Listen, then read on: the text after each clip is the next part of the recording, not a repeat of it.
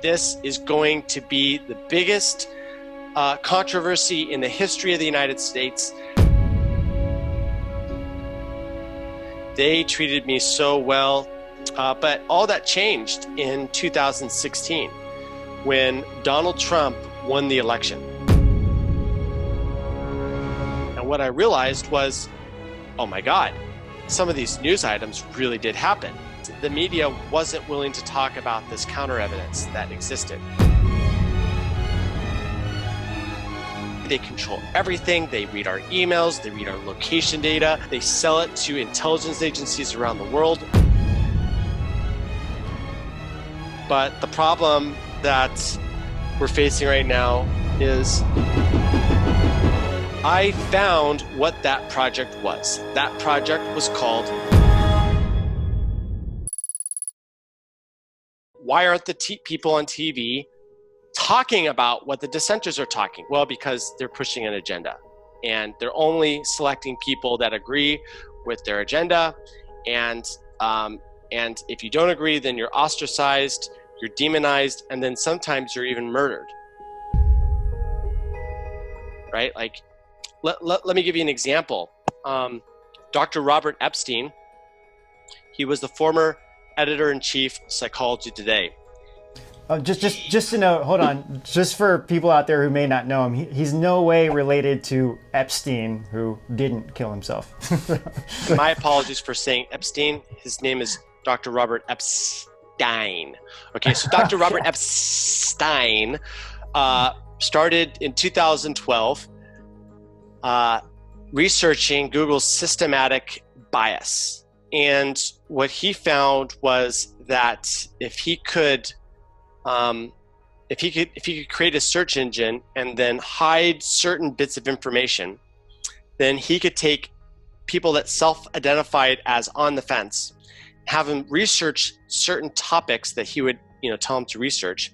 And based upon the bias of the search engine, he could turn a 50-50 split into a 90-10 split in any direction. Wow. From years of research, he concluded that in 2016, the systematic bias of Google hiding dirt on Hillary Clinton produced at least a swing of 2.4 million votes in her direction, and at a maximum of 10.5 million votes in her direction. So before the 2016 election, Dr. Robert Epstein was talking about the search bias effect. What was Google's response? They slandered him as a conspiracy theorist. What did Wikipedia do? They followed suit. They slandered him as a crackneck conspiracy theorist. They cherry-picked one of his earlier preliminary studies that had an N size of 24. They ignored all the other research where N was greater than 100. And they said that all of his research was based upon one preliminary analysis, and that was it. And that this guy, this huckster, this fraudster, went out and just started, making stuff up in order to be a grifter and attach on to anything because he's desperate. And it's just like, what? This is the guy that's the editor-in-chief of Psychology Today. You're calling him like an insane conspiracy theorist / grifter? Like, no, I don't accept that. Okay, I don't accept that. And this is an example of the pattern that they use to demonize people that are saying the truth. So part of the reason why I disclosed this stuff was because I wanted to help the dissenters that were pointing out the truth of what Google was factually doing and give them ammunition so that their voices could be strengthened. Because you don't have to get 50% of the people in order to crack the consensus. You only need about, 5% or maybe even at a max 10%. And once you hit that 10% threshold, then there's a systematic change that happens in society.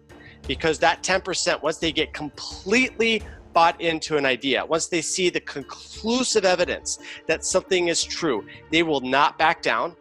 And as a result, systematic change always happens when there's a core group of people that form about 10% of the population. So my goal with this is to capture 10% of the population, show them the evidence that this is what's happening, and convert them into people that are effing woke about Google's censorship bias. And you know who's really made this job a lot easier? It has been Google themselves, because they can't keep their hand out of the election cookie jar.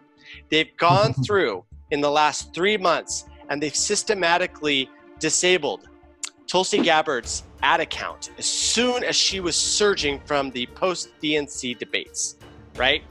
She got a surge, people started surging, and then Google's like, oops, your ad account went down. And then all the people that were searching for her got bombarded with ads that were bought from her opponents that were able to buy her keyword. Okay, now this is something that a lot of people don't realize, is that Google is selling trademark keywords to the highest bidder.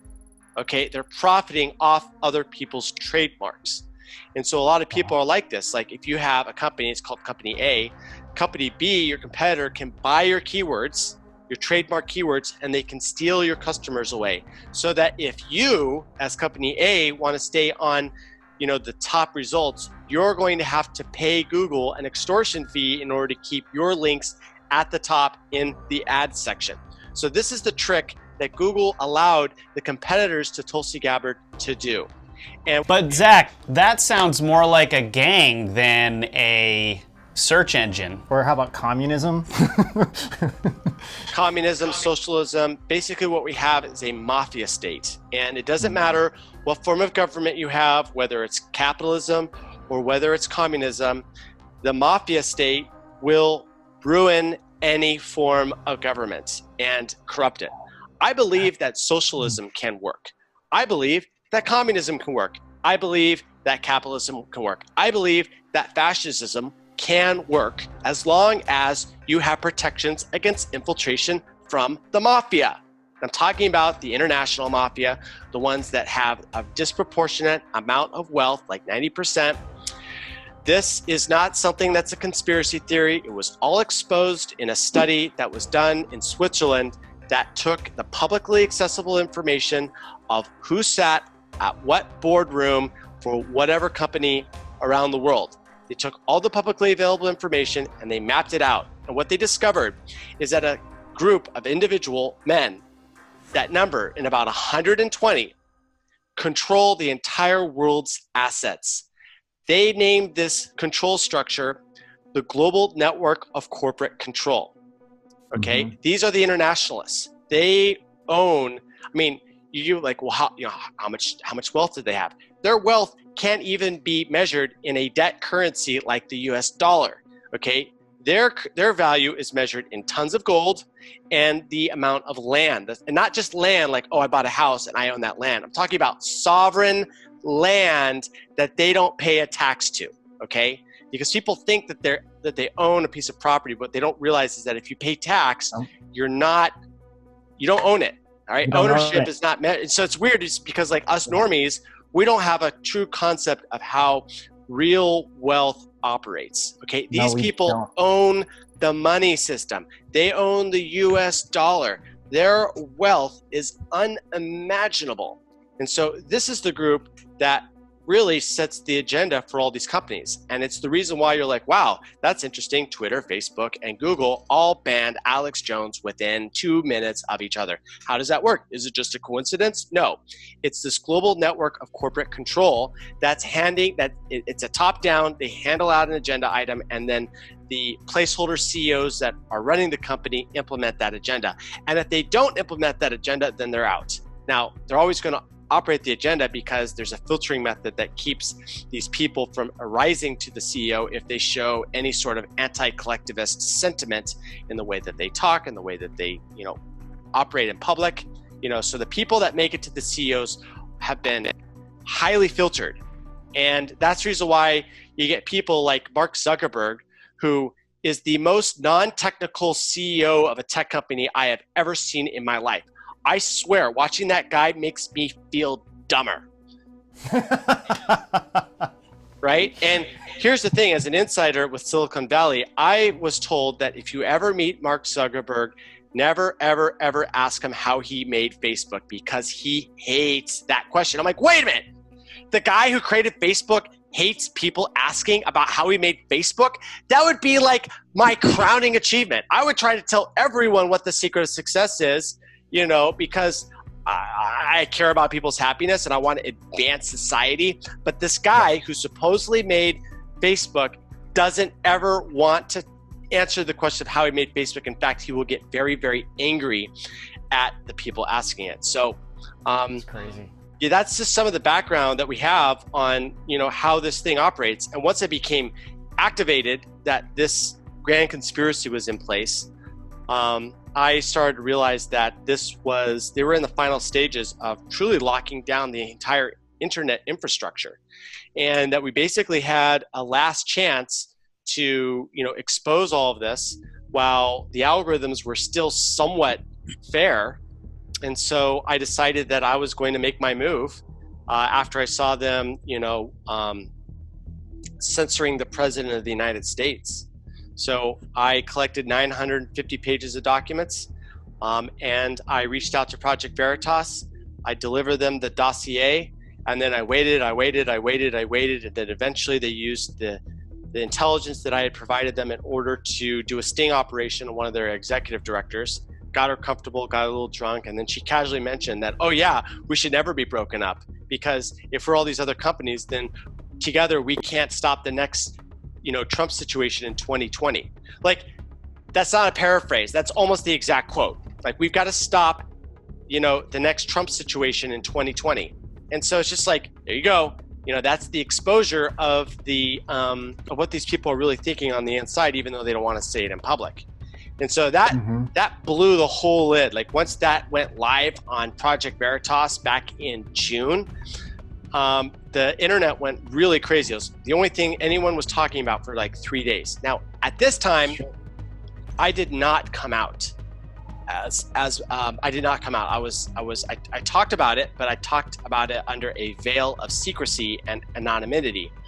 And instead of disclosing all 950 pages, we decided that we're only going to disclose 2 relevant pieces of documentation. Well, what I hoped was that was just going to allow me to get this off my chest, warn the American public and the patriots, and give them sort of like a thread that they could start to pull to unravel this whole mess. Unfortunately for Google, they decided they were going to start engaging in legal warfare against myself.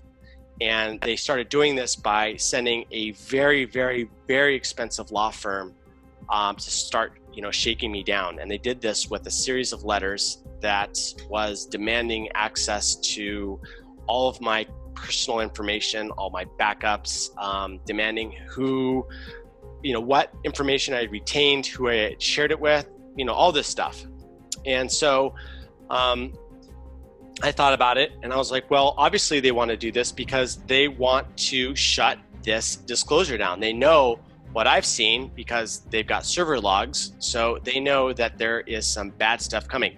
And honestly, it's not too hard for them to figure it out. Like, I literally resigned, and the reason for my resignation was because of criminal activity and sedition from the company. Now, I didn't say that in a resignation letter. I said that privately to my boss as the reason why I was leaving. I said I cannot work in a company that is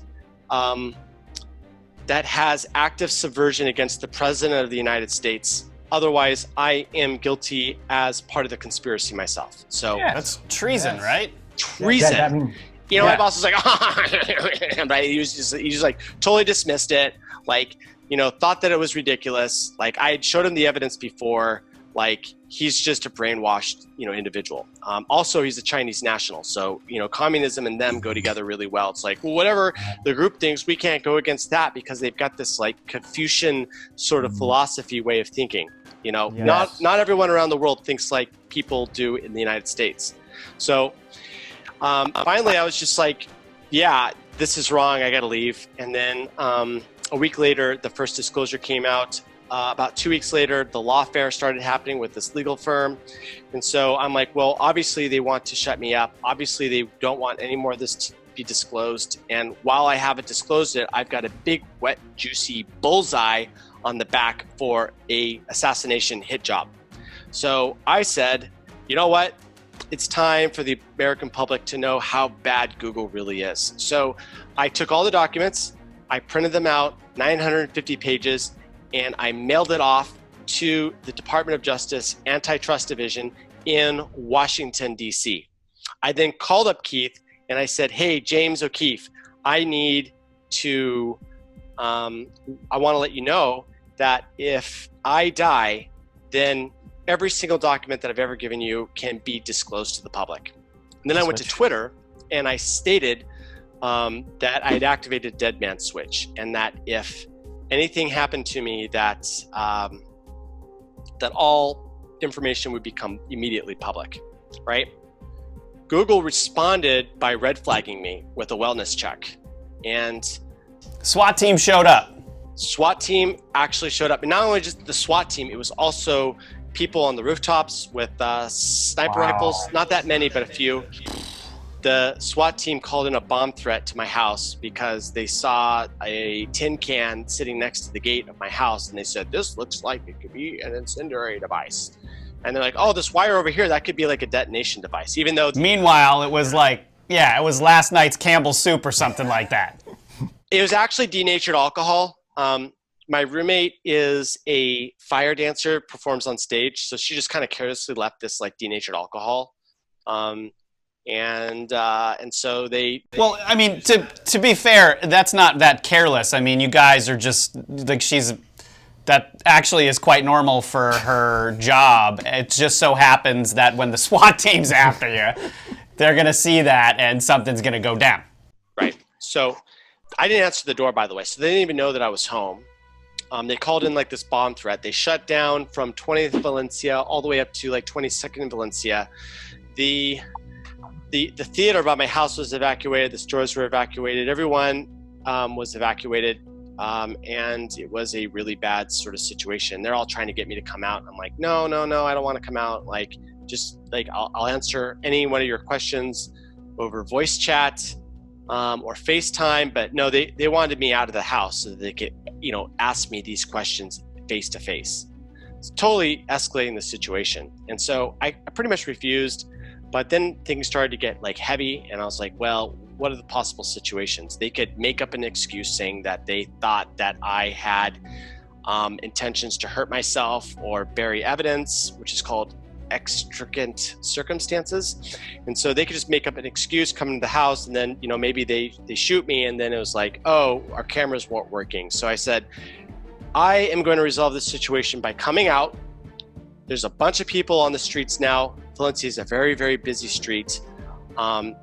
This is entertainment crack to the bystander. Everyone wants a cool video. So I'm going to come out with my hands up and everyone can see it. And if they shoot me, then there's going to be a bunch of, witnesses. So I came out with my hands up, and they detained me. They asked me if I wanted to kill myself or hurt others. Obviously, the answer was no. And then they're like, why does Google want to do this? And I went, aha! I knew it was Google that had done this wellness check. So at that point, I got confirmation that it was Google.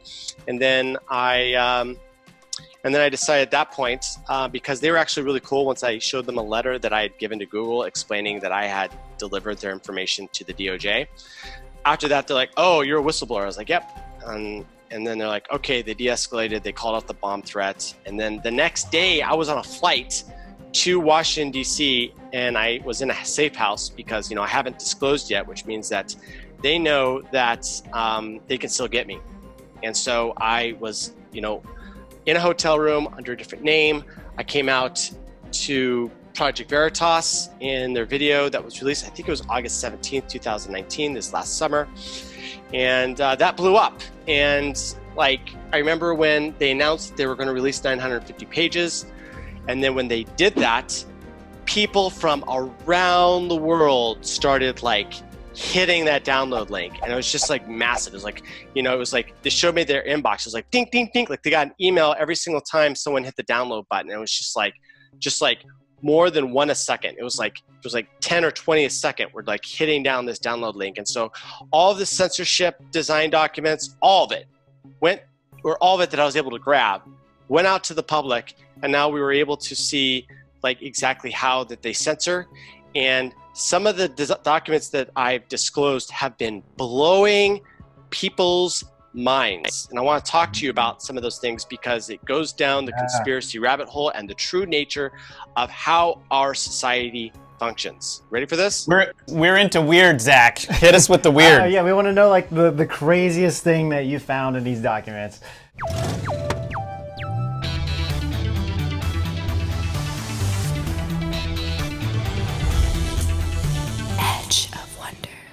Okay, so what I found out was there's something called the YouTube query blacklist. Now, this was a blacklist that Google denied that exists. They said, we don't use any blacklist in our search engine. I was like, what?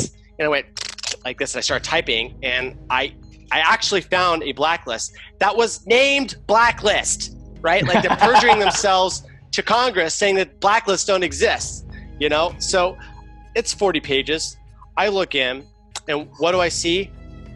It's covered with suppression targeted against people trying to research false flag attacks on every major like mass casualty event that is out there, right? I'm talking Las Vegas, Stephen Paddock, anything that associated Stephen Paddock with anti-Trump sentiment was removed, was blacklisted.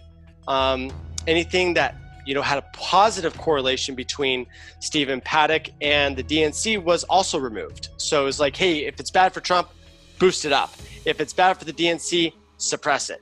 And, what I started realizing is that each one of the mass casualty events, this list is not in alphabetical order, it's in chronological order. So you have a mass casualty event, and then what happens is that Google's inserting one line at a time, like all the searches that they're finding people are able to make to try to find YouTube videos that are saying like David Hogg forgot his lines, like David Hogg false flag, David Hogg crisis actor, all of these like searches that people are doing to try to find out if there's a link between, the false flag, thesis and a mass casualty event is being systematically censored from the internet. Okay. That's one of the crazy things that I saw. The other blacklist that was also created on that day was related to trying to censor the news about ISIS calling responsibility for the Las Vegas attacks, people reporting that there were multiple shooters at the attacks. And then surprisingly, what I found was there was an entry that didn't belong there. And this, okay, ready for your crazy conspiracy hats to get on? Yeah. What I found was that Google had put in a fake URL that made the URL appear to be linking to breaking news related to Stephen Paddock. What was this website's purpose? This website's purpose was not to cover breaking news. They were there to report on the progress, the technical progress of a network of scientists working on cold fusion. Interesting. Okay, so they took this cold fusion website, which is e-catworld.com, eCatWorld, and they started keyword stuffing by appending keywords related to this Las Vegas massacre. Okay. That tricked the censors to blacklist ecatworld.com completely off the Google search index. Whoa. Yeah. How did I know about this? Because I just happened to visit ecatworld.com on a quarterly basis because back when I was asleep, I was like, man, this weirdo conspiracy theory seems to have a lot of prominent scientists that are, that have spent their lives, learning about nuclear physics. They all believe that this is like a real thing, and they keep on like putting in all these papers, and oh my God, Cornell University is now publishing this stuff. Wait a minute, is this like, so I had this kind of thing. I was like, well, the consensus from the media is that it's fake, but it's got every appearance that this is legitimate science because now it's being released in peer-reviewed journals. So you're talking about this cold fusion aspect, right? Like these scientists are actually making or developing or working on like aspect of cold fusion. It's energy. This is like, this would totally disrupt all of the different, it's energy disclosure basically they were trying to suppress, correct? Yep. That Google was trying. So then Google was in like putting in these keywords to try to block the site so people couldn't find it, correct? So that's right. And as a result, they announced on ecatworld.com that they had been de-indexed, that Google was not helping them. And so what they did is they created a .org to replace it. Now the problem is that all the backlinks that Google uses to rate a site's importance was based on the .com. So all the .org stuff, there's no backlinks to there. And as a result, it's not considered it doesn't have a good page rank score. And as a result of that, so the .org was not showing up. I was able to find this and I'm like, well, I work at Google and I've got access to their bug database. So I went into their bug database and I searched for, this thing, and I came to this blacklist that involved the Las Vegas massacre. And that was mind blowing. I'm sitting there, I'm like, how does this make sense, right? We've got this global warming thing. Why are they censoring free energy? And then I started realizing, I was like, okay, wait a minute. If they're censoring cold fusion, then what that means is that they're censoring it not because it's fake, but because it's real. And if we make the assumption that cold fusion is real, then I can make a few predictions. Prediction 1, Google is so large as a corporation that in order to hedge their bets and keep their finger on the pulse of the cold fusion technology space, they're going to have themselves a cold fusion lab. But, prediction number 2, they don't want to contradict the global warming hysteria, okay? Which means that their lab that they're using to keep tabs on the whole system will be secret. So, there was no information publicly about this cold fusion lab, but I am a sleuther. I did my research and I found it. I found Google's, at the time, secret cold fusion lab. I reached out to the scientists and I talked to them, and I was like, This is like Alice in Wonderland. I'm using it. It almost felt like I had a new eye that had opened, and I was able to see through all the BS and make predictions and be able to uncover this. And so, it turns out that Google had a secret cold fusion lab. It's not so secret anymore. About a few months ago, or maybe it was even a year, they announced that they had a cold fusion lab. But then they said that they had failed to find anything. And that's in fact, you can kind of see that they're hinting that they're going to bring this out because I think a month ago, within the last month, CEO Sundar Pichai said that there were some new clean tech solutions that were going to radically change the energy space. And he was excited about it. And then I also made a prediction to myself that I would know when cold fusion was being rolled out by a spike in the palladium prices, which is a necessary input to make these catalytic converters. Now, if you go and you look at the last 2 years or 3 years of the prices of palladium, what you're going to see is that it's quadrupled, right? It's went from something like 600 to 1800, so it's tripled actually in 3 years, and it's consistently going up now. And this has every indication that cold fusion is being secretly rolled out to places around the world. Andre Rossi, the maker of the cat machine, who I'm friends with, he stated that he's now selling energy. He's not selling the power plant because people can just open it up and see how the whole thing works. And it's a proprietary thing that he has. And so, so cold fusion's real. Human-caused global warming is a psyop to get us to pay for a tax and to make us feel guilty, like the Roman Catholic Church did in the Dark Ages. Like it's all part of this mind manipulation that so that we will give up our freedoms, we'll give up our prosperity and our sovereignty, and give it all up to a centralized one world government that knows better than we do.